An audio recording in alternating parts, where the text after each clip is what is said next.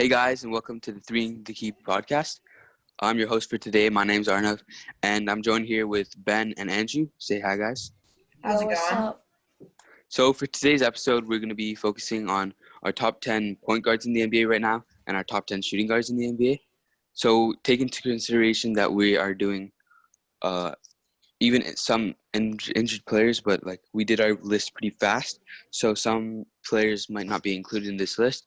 And these are just our opinions, and some of these are controversial topics. So you feel free to put in the comments your opinions too. Yep. So let's get into it. We'll start with our point guards. Yeah, but you don't have to suck about it, okay? If you have an opinion, voice it, but don't get mad at us if ours is different. Yeah. All right. I mean, so if who you wants to want to start? get mad, feel free. But So I think we should start with our number 10 spot at the point guards. So Are we going to go list by list? yeah. I think we should just do numbers, right? Like Andrew will say his list 10 to 1. Okay. Okay. Andrew. So yeah, Okay. go to your point guards 10 and 1. Okay, so for my list at number 10, I have John Morant. And I feel like that's pretty self-explanatory. He's been really great this season. He's a freak athlete, 6'3" point guard. He's averaging, I believe, 18 and 7 on a Grizzlies team that wasn't expected to do very well this year. But as a rookie, he has shined as the lead role. And he's been really impressive. Yeah, he's averaging just about 18 and 7 on solid efficiency. He's not a great three-point shooter. He just doesn't take a lot of them. He shoots a slightly above a league average percentage. He's really athletic. He's good at getting to the rim. He's got a crafty handle. A lot of people said he could have been an all-star this year. I didn't put him on my all-star list, but I think he's a really good player, and he's really surprised a lot of people. The Grizzlies have done a lot better than expected, and a large part of that is him playing so well. So yeah, he's my 10th best point guard in the NBA, and I think if he's the 10th, that just goes to show you that there's a lot of point guard depth. Like, there are a lot of really good point guards. There is, yeah. Yeah. So at number 9, I have Kyle Lowry, and I really flip-flop between putting him higher or lower, and I think this is about right. I think the reason I don't have him as high is quite simply he's not as good as he was. And he's quite simply not as talented as the guys above him. Like, I have Trae Young above him. Even though Trae Young is on a much worse team, Trae Young has still played really well on that team. And when he plays, they are much better. Like, Trae Young is – well, actually, I have Trae Young at 8. Hold on. I'll finish my thing about Kyle Lowry. So he's averaging, I believe, 16 and 8 this year as a starting point guard on Toronto. And he's really good at drawing charges. He's a really good defender. Wow, he's averaging almost 20 points. He's actually had a really good 28 and 5. Yeah, that's pretty impressive for a 6-foot tall point guard. He's not that big a guy. He's really strong though. He's really good at drawing fouls. He's really good at doing little things that contribute to winning. Yep. And he's also a good 3-point shooter. He's taking 8 a game, which is like at 33%. Or at 35%, that's a really good percentage. And he's also contributed a lot to winning with his veteran leadership. And his tandem with Fred VanVleet, their off-ball game, his ability to come off screens and knock down clutch threes, that's really big in clutch time. So I have him at number 9. Yeah, and he's good at drawing charges, which is important for his defense because when you're not that big, but you're able to step in the lane and draw fouls on way bigger guys, that's really important. We saw that in the All-Star game for the first time. Anyway, so I have Trae Young at number 8, as I alluded to before, and the reason I didn't put him higher is quite simply because he's fair. I would say, I don't want to say unpolished, but a lot of his stats are coming from the fact that he's on a pretty bad team, but even still, he's putting up those numbers. And when he's on the court, the Hawks are a much better basketball team. He has a positive plus minus on a horrible team, which is really, really impressive. So he's averaging like 30 and 9 this year, and he's become an elite 3-point shooter. He's insane. Yeah, he's super talented, and he's probably one of the most talented point guards in the league. His team simply just isn't up to par. He's just not on a good enough team yet. But I think in time he will be much, much higher as guys like Chris Paul, Kemba Walker, Russ, they start to fall out. Yeah. So at 7, I have Kemba Walker, who I think is very talented, but I just don't think he's like a good middle ground between, like, he's on a pretty talented team, just not as good as the Raptors, but I'd say he's more talented than Kyle Lowry. So I think he makes up the difference, and he's more impactful than Trae Young for that team. He's averaging about 22 points this year on decent efficiency. He's been a little bit up and down this year overall, but he has brought great veteran leadership to the table. He's a really smart player. He's got great crafty handles. He's just a great player. And now that he's on a winning team, I think he's going to finally prove how talented he really is. Yeah. So I really think he's one of the best point guards in the league. So I have him at number 7. Boston's a great fit for him too. I feel Yeah, like Boston's a good fit because he's not a locker room cancer, because Kemba is, as most people know, one of the nicest guys in the league. He's respected by pretty much everyone. No beef with anybody. He has no beef with anyone. So I think he's a really good locker room presence. He's a great leader. He's a great scorer. He's a great shooter. He's just really good at everything. He is actually a near elite 3-point shooter. He is taking almost 9 a game on 37% shooting, which is really good. That's really good. So I have him at number 7. So at number 6, I have Chris Paul, and I think like Kemba, his stats, his scoring is similar, but Chris Paul is a better passer. And while he's maybe not as fast or as, like, his handles aren't as crazy and he's scoring a little less, I think he's a good bit more talented even now. He's a better defender. He's probably a better leader. I think he's just a better player. He's on a slightly worse team, but the Thunder have also impressed a lot this year. I mean, I didn't think they were going to be a playoff team or the 5th seed like they are right now. I expected them to be much, much worse, and I expected Chris to be much, much worse. But he made the All-Star team, and he's had a great year. He's averaged about 18 and 7 on solid shooting splits. So I think he's one of the better point guards in the NBA. He's a great leader. He's a great defender. He's one of the best. He's a 6-time steals champ. He's really good at guarding passing lanes, and he's a really smart player. He's got a crazy high basketball IQ. So that's why I have him at number 6. The reason I didn't put him higher is quite simply he's fallen off. He's not the player he once was, and I think the players above him are either on better teams or are just better players. Yeah. And I think Russell Westbrook, who's my number 5 spot, fits into both of those boxes. Now, a lot of people might look at Russ's numbers and think that he's fallen off in a lot of departments, but I think the fact that he's averaging less assists is good, because that means he's not trying to, first of all, he's not trying to pad the box score anymore. He's just trying to play within his strengths. And also because he's not the only person generating all those assists, the offense isn't as predictable. Houston has a really smart offensive system, and he's a big part of that. In the first part of the year, he kind of had problems finding his footing because Russ, as a lot of people know, is just a horrible off-ball player. So when James Harden was taking most of the shots, Russ was basically useless. And so now that they've deferred to Russ a lot more and he's able to get his drives to the basket, he's able to carry the ball up and just go straight downhill. That's helped his game a lot. And yes, Harden has fallen off, but Harden is still like a 29-point per game scorer, even on a bad night. And Russ I think he's one of the most talented point guards ever, but I think the problems with him is his decision-making is questionable at times, and he's a bad shooter. When he plays to his strengths, he is one of the best point guards to walk the earth. But when he doesn't, he is a bad decision maker, and that can really hurt his teams. Like when he's taking a lot of threes, that's bad for his teams.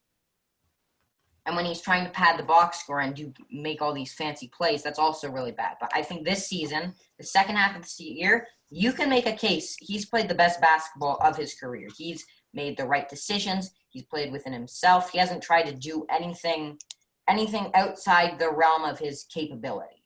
So I think he's been really impressive this year. Mhm. So then at number 4, I have Ben Simmons, who I just think has generational potential as a slashing pass first point guard. He's a matchup nightmare every night. He's an amazing defender. He doesn't shoot, but I think everyone knows that, and I think we're just gonna have to accept that. He doesn't shoot. He's an elite defender. He is an elite passer. He's a great rebounder, but I think that's contributed to his size.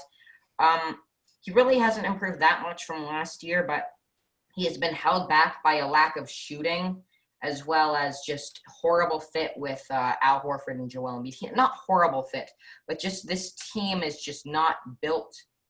It's not constructed in a way that makes anyone shine, and everyone kind of hurts each other, right? Yeah, they don't got anything for them.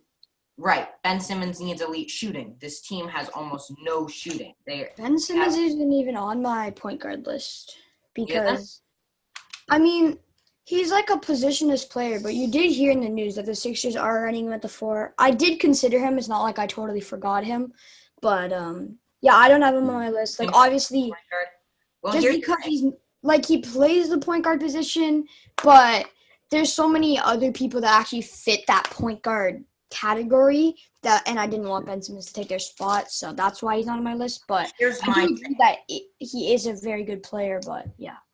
Here's my thing, right? If he plays up the point guard, regardless of his size, then he is a point guard, period. If you play the point guard, regardless of how you do it or why that is a good or bad decision, and regardless of what a team should do, if you play the point guard, then you are a point guard. Well, I'm not putting LeBron on my point guard list. Well, he doesn't necessarily always play the point guard, does Neither he? does Ben Simmons. He does. He's played point guard all year. Not the entire time. Sometimes they use him as a 4. Fine. Okay, well, nevertheless, let's continue. Anyway, great. I just broke my own rule. Apparently, LeBron's played point guard this year. Yeah. Well, I mean, to be fair, LeBron has played small forward his entire career. Yeah, okay? so I'm just not. He's not necessarily playing point guard. He's just playing assist man. So, all right. anyway. So that's your 4. Yeah, at number 4, I have Ben Simmons because he's, again, amazing defender, amazing playmaker. When he gets to the rim, he can create all kinds of havoc. Just the problem with him is it's hard for him to get to the rim when you have Al Horford and Joel Embiid clogging up the paint. So I think utilized correctly, he is a top 10 player in the NBA. He is a generational talent. Yeah. So then at my number 3 spot, I have Damian Lillard. Just an absolute monster, scoring in the clutch and just hitting big-time shots. He's averaging nearly 30 points this year, and I think if the Blazers weren't hurt as bad as they were by injuries, and also dumb free agency decisions, I don't think it's Damian Lillard's fault that they've been as underwhelming as they have been.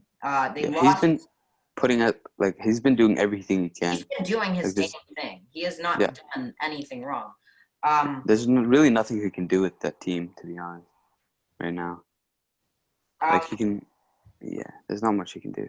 Yeah, so he's doing everything he can to make this team as strong as possible. His scoring numbers are just off the charts. 29 and 8. The problem with this team is they lost their defensive forwards in Al-Farouq Aminu and Mo Harkless. They're one of the worst defensive teams in the league. Mm-hmm. They lost Zach Collins to a shoulder injury at the start of the year. Yusuf Nurkic's foot broke in half at the end of the before the playoffs last year, and he was just about to come back before the season was suspended. And then really once you lose 4 of your most important players, either through free agency or through injury, and guys like CJ and Dame have not necessarily been healthy all year either, he's really had to do a lot of the carrying. I wouldn't think that Gary Trent and Anfernee Simons or Anthony Simons would be getting the numbers they are if this team was fully healthy. Right? Mhm. So I think Dame has had to do a lot of the carrying this year. They even had to sign Carmelo Anthony, for God's sake, which I know a lot of people love Carmelo, but he's not a good defender, and he's pretty much a ball stopper in most ways. So, yeah, they've had to really work around a lot of injury problems. And Dame has just absolutely carried. He's been amazing this year. So that's why I have him at number 5. I just think he's too much of, and he's nearly averaging 54, or no, he's not averaging 50-49. His field goal percentage is just all right. Yeah, that's why I have him at number 3. I just think he's so talented. That if his team were hurt, I think I might put him at number 2 if his team were better. But at number 2, I have Kyrie Irving, quite simply because he's one of the most talented basketball players of all time. He might be the most talented. He's probably the most talented. Is he the most talented ball handler ever? Can we agree on that? Arguably, yeah. Arguably. Well, Jamal Crawford's really good too, but I think Kyrie's better. Mm-hmm. Yeah, when he was healthy this year, and we consider, we're not factoring in injuries here, because I think you guys know who my number 1 pick is by process of elimination. And I don't think, basically the way I see it is Kyrie has been good every year, and even when he comes back from his injury, I still think he's going to be amazing. Like, he's averaging 28 points, 6 assists. Yeah, my problem with him is he's a terrible leader, and the Brooklyn Nets played better when he was sitting out. And I remember, Arnav, you and I had a massive argument about this one. Oh, yeah. We went through all the multiple times and everything. Yeah, I remember we had a French class, and we argued about this for the entire class. It took us like an hour, and we never came to a compromise. So the thing is, we're like, well, when Kyrie was healthy, they were playing harder teams. But the thing is, you play who's in front of you. And when the Nets played who was in front of them with Kyrie, they lost. And when they played who was in front of them without Kyrie, they won. They won without him. They lost more with him. So he's a bad leader, and I don't think he's good for young teams. But I cannot deny the amount of talent he has. He is one of the most talented basketball players ever.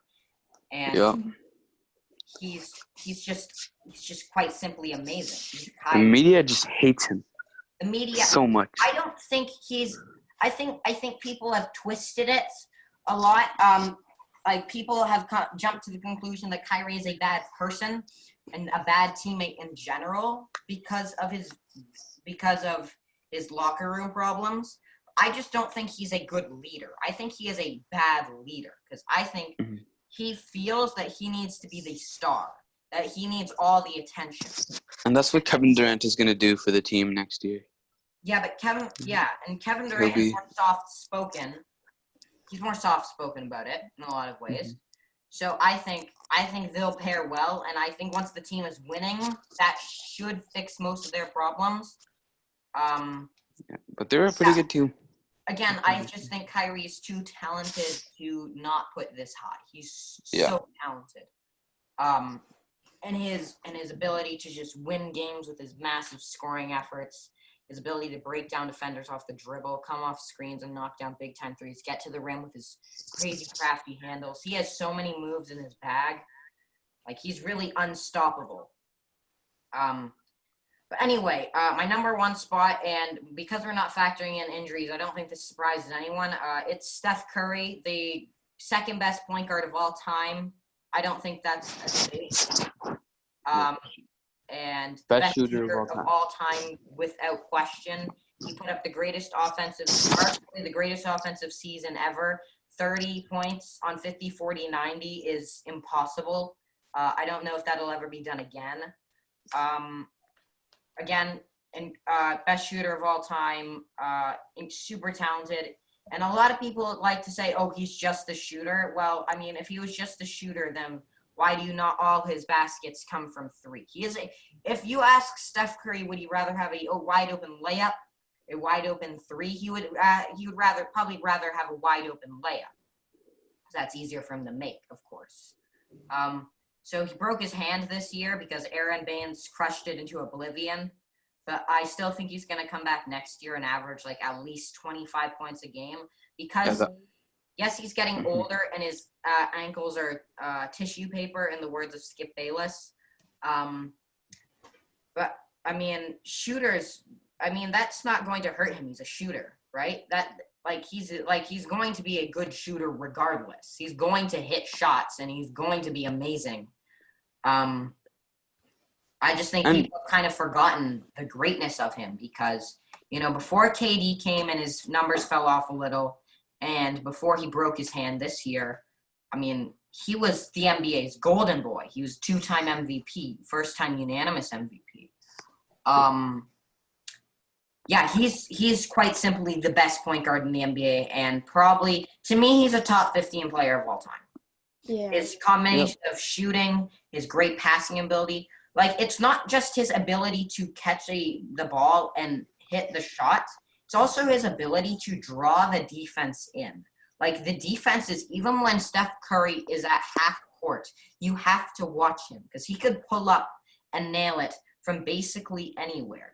And that is a skill, to be able to manipulate the defense in a way that makes it impossible for anyone to leave you is a skill, and that makes him just worlds more talented. Like, if he weren't the shooter he was, then defenders could slack off on him, and they could double-team guys like Draymond Green, and that would ruin the offense. But he is such a good shooter that he just creates so much space for other players. He really makes the Warrior system work, and he has for the longest time. So I think he's the best point guard in the NBA. Yep. So let's move on to when healthy. Yep. Let's move on to Ben's list. Also, guys, I think we won't be able to have time for the shooting guards. Just letting you know, I'm probably not going to be as long as Andrew. I mean, I'm not going to probably because I've already gone over a lot of the points. It's okay because Andrew's very passionate about his ideas. So also, any disagreements with my list, like any problems? No, John Wall. Well, when John, or D'Angelo Russell. So I didn't include John Wall because I don't think even when he comes back that he's going to be a top 10 point guard. Yep, and that's because the reason I put Steph really high even though he's injured is because I don't think his injury is going to affect him that much. When he that one game he came back, like he's back, right? And he came back and then he dropped like how many points? Like 27. That's crazy. Yeah, something like that.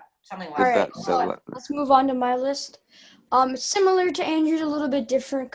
Only a couple of the players, a little bit different order. So I'll start off with my number 10 spot. A little bit higher than when Andrew put him. It's Trae Young. So I believe Trae Young is just going to be a very good player. Right now, obviously, already top 10 for me, and I'm sure for both of you guys as well. He's just going to – his potential is so high. I just think he's going to become so great and become one of the best point guards to ever play just because of the way he does it. Right? We haven't seen a player like him. He's got the handle. He's got the playmaking ability. So, yeah. So that's my number 10. At number 9, I have John Wall, even though he hasn't played in 2.5 years. Yeah, something like that. I just believe he's going to be a top 10 player. And really, I couldn't find any players other than that I think would be better than him. He's very explosive, just a great player. I put him there. I wouldn't be surprised if he's not in the top 10 when he comes back, but he was probably top 5 when healthy, and we were saying not injured, so I felt like I had to put him in there. So yeah. Here, can I say my piece about John Wall? Yeah. So the way I did broke down the injuries is basically if the injury will affect the player when they come back, that will affect their ranking. For example, I don't think Steph and Kyrie will be as marginally impacted by injuries as John Wall. For example, if Ja Morant suffered an injury, he would not be on my list because I think he would be marginally impacted by that. But because Steph and Kyrie rely on games that aren't entirely athleticism-based, especially Steph, and with a hand injury, I don't think it impacts them as much. No. John Wall is relying almost entirely on his explosiveness. And when I'm not saying that he will be as good as he was, but I still think he'll be good. Okay, I see what you mean. Yeah. Okay, John Wall was the number why 3. I didn't put him on, because I think he's going to be way too hard hit by this injury for him to be the same player he was. Maybe. All right. No injuries. John Yes. Wall would be like better than Damian Lillard for sure. Well, I mean, But- we haven't seen a fully healthy John Wall. Like, when he was just starting to pick it up, We're kind of guessing almost in a way. Yeah, pretty much. Yeah. All right. So at my number 8 spot, I have the rookie Ja. I loved watching him in the NCAA tournament. I knew he was going to be good. I think no injuries, he's going to be. Well, we talked about this last episode. I think he's going to be better than Zion. I think he has so much potential, just like Trey. A great game, similar to Westbrook or Wall. The only issue, as I said before, was injuries. Right? He's not an injury-prone player, but the way he plays almost makes it that he is, because he's jumping, he's running, he's doing these crazy plays he is likely to get an injury. Yeah, it's just bound to happen. Right now, as Andrew said, obviously people want him to be in the All-Star. He wasn't on my list, but definitely think he'll be there next season. If not, not this season, but yeah. So for my number 8, I have Ja, and that's why I think he's going to be amazing. So at number 7, I have Kemba Walker. I just think he fits great with the team he's on, the Celtics. They've played pretty decent basketball all season long. He's much better than Kyrie was on that team. Not saying Kyrie's worse than him or better than him or anything, but I definitely think Kemba is a very talented player, great offensively. Love his offensive game, great playmaker. Just an all-around point guard. As Andrew said, very humble, very nice, no beef with anybody. So he's my number 7. My number 6 from the Toronto Raptors, Kyle Lowry. And the only reason I put him against Kemba is just because more experience, he's a better leader, and his team is better. So Lowry is a great player, still putting up great stats for his age, right? He's obviously older than Kemba. So I have him at 6. Love watching him play. Great playmaker. Yeah, he's just amazing, really. Like I said about all these guys, they're all amazing because I love point guards. I don't know if there's much else I can say about Kyle Lowry. Andrew did have Kemba Walker ahead of him, and I do agree with the fact that Kemba's probably a better player, but I just think, like, Lowry's, like, with his experience and the way he leads a team, I'd probably have him right now. But Kemba is still just so, like, he's going to be really – he's not at – I think he's at his prime, but still I think right now Lowry's better than him, in my opinion. Same. Should I go to number 5, or do you have anything to say, Nav? You can go to number 5, yeah. All right. My number 5, Chris Paul. Chris Paul – definitely one of my top 3 for me in the league right now, like my favorite players.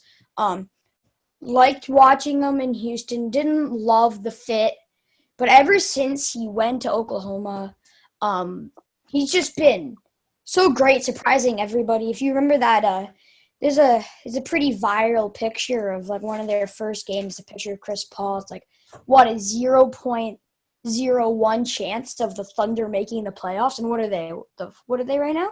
The 5th, 4th, 5th, I think, yeah. 5th seed. Yeah, Like, that's insane that they could he is such, like, his team's obviously very good players around him with Shea and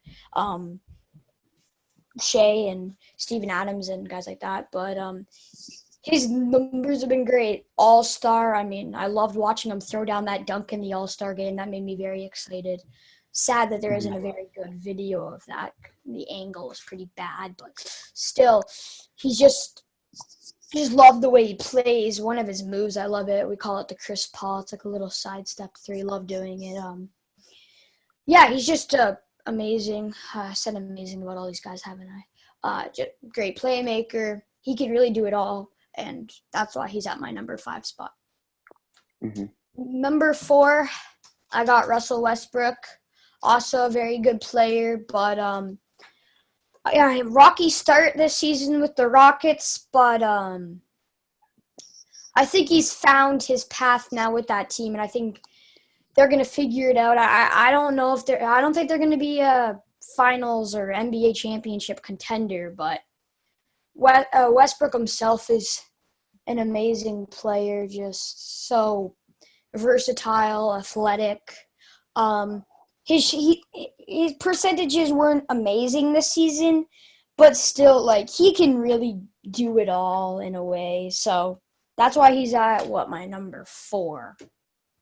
Mm-hmm. But I think him and Harden are going to figure it out, and they're going to be pretty decent in this upcoming restart. So, yeah. My number 3 is Kyrie Irving.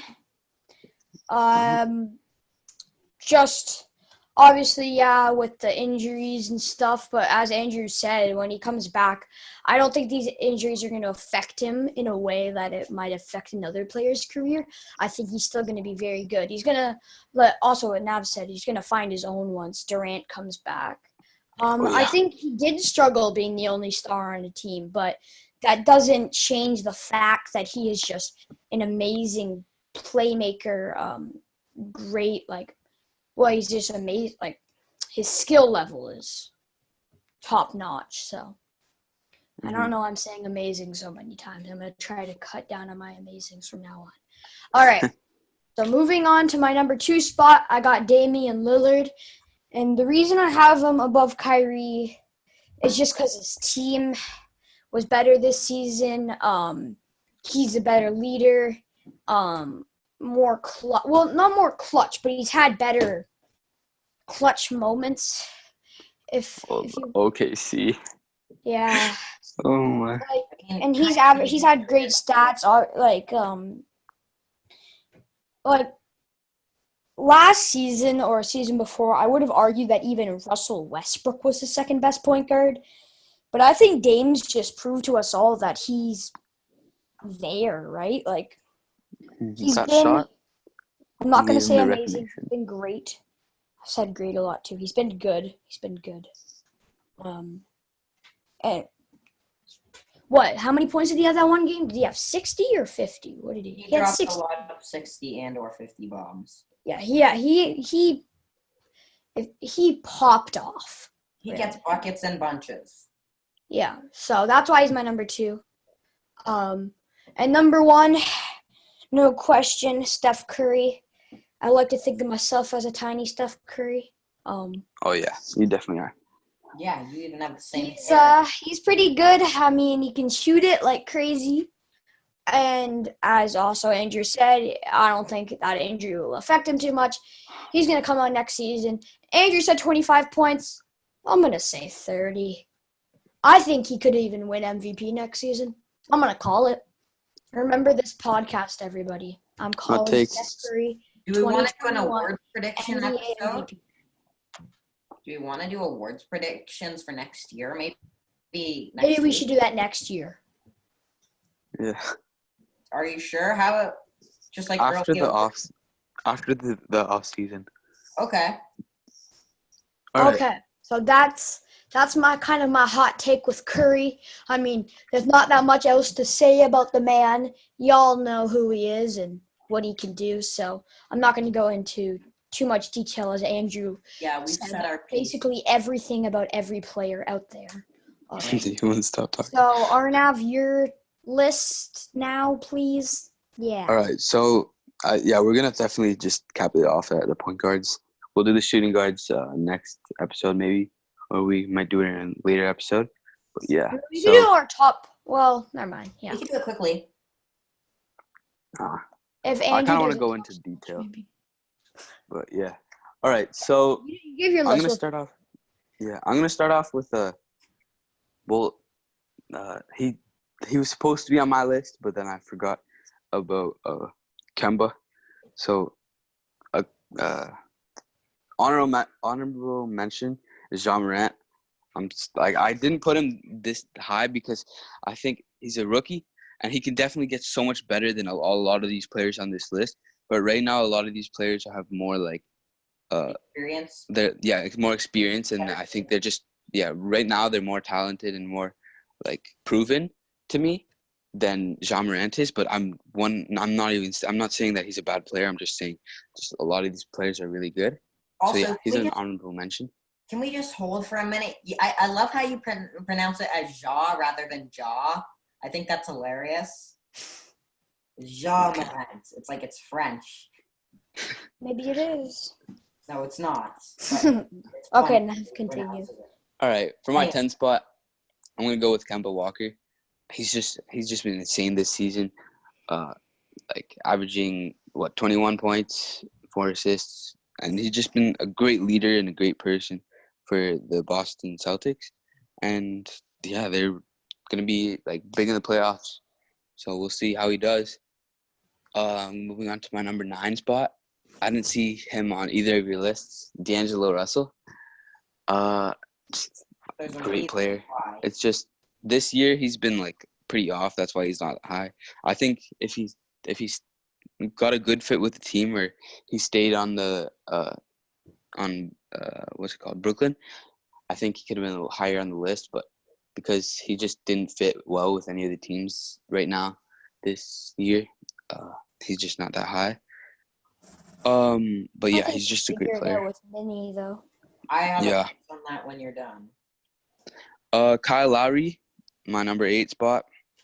Great player, very proven, especially because of that finals run last year.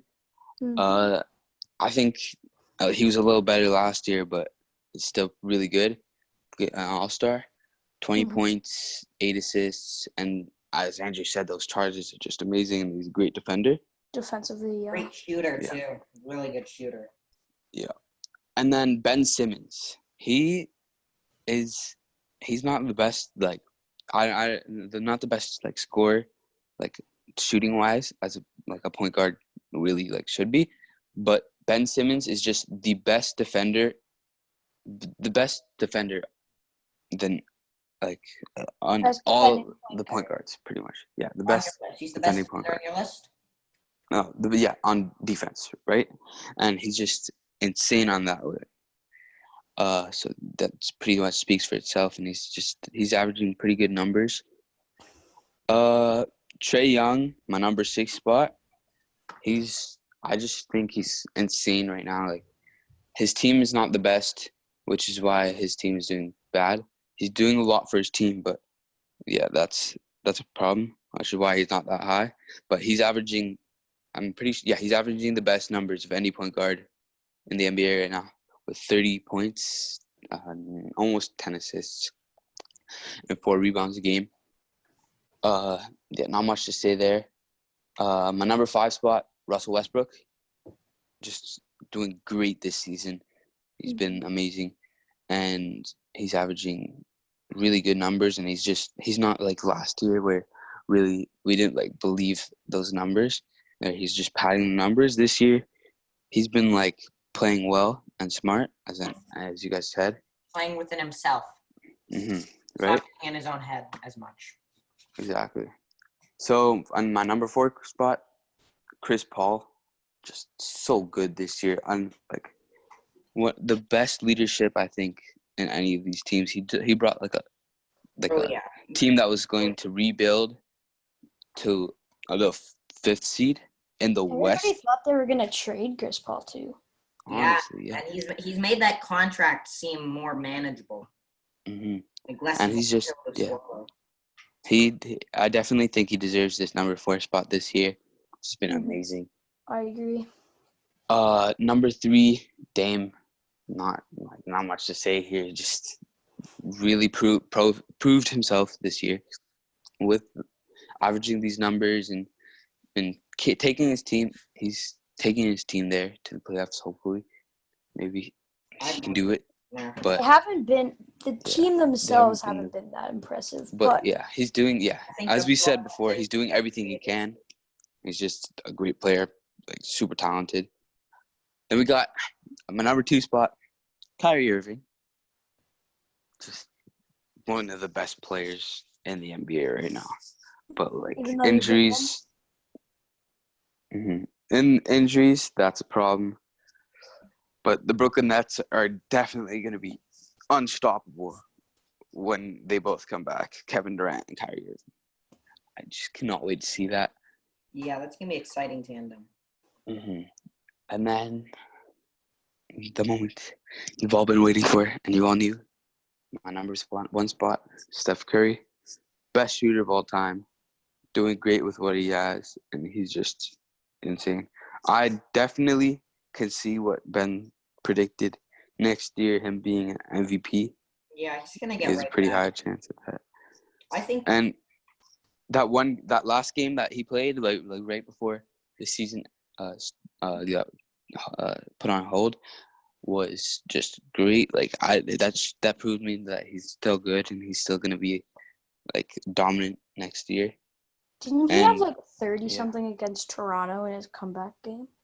Yeah, exactly. He was like that high. So if he didn't play nine games this year, I think it would have been so much better, and they probably would have made the playoffs. He played 5 games? He played 5 games. No way. I thought he played 8 games at the start and 1 game. No, he played 4 games, and then his hand got smashed into oblivion. Oh. And then he played 1. Yeah. Against Toronto. Okay, so do we want to talk about Arnav's list for a little bit? I guess we could. So I have a few problems with it and a few things I agree with. So I'm okay with your ranking of Chris Paul. I agree with that. I'm fine with your top 3. My biggest problems are, first of all, including D'Angelo Russell, but not including Trae Young. He includes. What do you mean? Trae Young's my 6. Yeah. Oh, shoot. You know, I wasn't paying attention. I forgot who you put at 6. Oh, that's not okay. nice. You include Trae Young. But my biggest problem with your list is including D'Angelo Russell and ignoring the flaws in his game. Now, listen, I will fight tooth and nail for people that dislike D'Angelo Russell's game entirely. He's an all-star. But you cannot disagree with the fact that, first of all, he's basically just a James Harden with less strength, athleticism, and foul drawing ability. Almost all his points come from either the mid-range or the 3. He's not very good at driving to the basket. And for a 20-plus point per game scorer, he is very, very bad at drawing fouls. I think he only shot like 3 free throws a game this year, which for someone that plays as many minutes as he does on such a bad team as a 6'5" point guard, that is well below average. That is really bad. Maybe the refs just don't like him. Well, and he's just been like injury. He's been riddled with injuries this year. Really? Injury. Has he really been injured this year? And on the Warriors, he barely played like any games. He played like. I feel like you were just sitting out because he doesn't want to. He played most of the games. No, he didn't. For the Warriors. He didn't even start most of the games. Played 45 games and started in all of them. No, he did? Yeah, I'm checking his basketball reference right now. I watched bruh. I didn't even see him play in any of Warriors. I actually watched a fair bit of Warriors games this year, and Kai Bowman played way too much considering they had D'Lo. But anyway, so my problem with D'Lo on your list is you ignore the fact that he's quite simply just not as talented as the other guys. As a shooter, he probably is, but he's not. Kemba and Ja? He's not as versatile. He's not as good of a decision maker. He's on a much worse team. So who do you feel like he's leaving out by putting D'Angelo Russell on his list? I think John Morant. I think when you are a 17-7 rookie on a team that was supposed to be bottoming out but is in the playoff race, that is more impressive than being a 20-point per game scorer on okay efficiency on a bad team. I don't know. I just think that D'Angelo Russell is more proven than Ja Morant is. That's Arnav's opinion. So see, you say he's an all-star, but he's made one all-star game. And wasn't it only because of an injury filler? Yeah. If Karis LeVert, well, no, I think he was. No, I think he just made the. Yeah, I think he was an injury replacement. I think he was the first injury replacement. And I will tell you this: if Karis LeVert played the whole year that D'Lo was an all-star, I don't think either of them. I think Karis LeVert had a higher chance of being an all-star that year. He was averaging 20 points a game, and D'Lo was averaging like 18 before Karis dislocated his foot, and D'Lo had to take on the offensive load. People forget. I don't know, man. Karis missed almost the whole year, and then when he came back in the playoffs, played actually much better than D'Lo. My computer's gonna die. And my other problem is you put Ben Simmons too low, and that is, What'd you put Ben Simmons as? I think I put him at 4. I just don't see him being better than Trae Young, Russell Westbrook, or Chris Paul. He is a generational talent with amazing defensive skills. He's just tall and big. Nightmare. Well, when you put a 6'10" person at point guard, that's gonna happen. Well, no, if you put Al Horford doesn't average at point nearly guard, enough points. If you put Al Horford at point guard, Al Horford's a different story. Yeah, well, Ben Simmons plays with what he has. It's not Ben Simmons' fault that he's 6'10" but has point guard skills. That is elite to have. He should be way more dominant. He should have so much more points. Well, no, there's and he's just not a good shooter. There is a reason why he doesn't have the scoring numbers that someone else does. First of all, because he can't shoot. That is a factor in it. But I think a NBA team, if they want to maximize Ben Simmons, has to accept the fact that he is going to do everything except shoot the ball. If you surround him with shooters and you give him a lane, he will average 20-plus points a game. But he doesn't have a lane to drive in unless Ben Simmons or unless Joel Embiid and Al Horford aren't playing. When you have 7-footers clogging the paint constantly and you have no one to kick out to when you go in there, it doesn't work. The offense gets clogged up, and when shots are bricking, he's not getting the assists that would fill up his stats more. Basically, what I'm saying is utilized correctly, Ben Simmons can be a top 3 point guard in the NBA easily. Yeah, but he just hasn't proven himself yet to that standard. Proven he's not top 3. But he is. But he's just not there yet. The Sixers have not done it.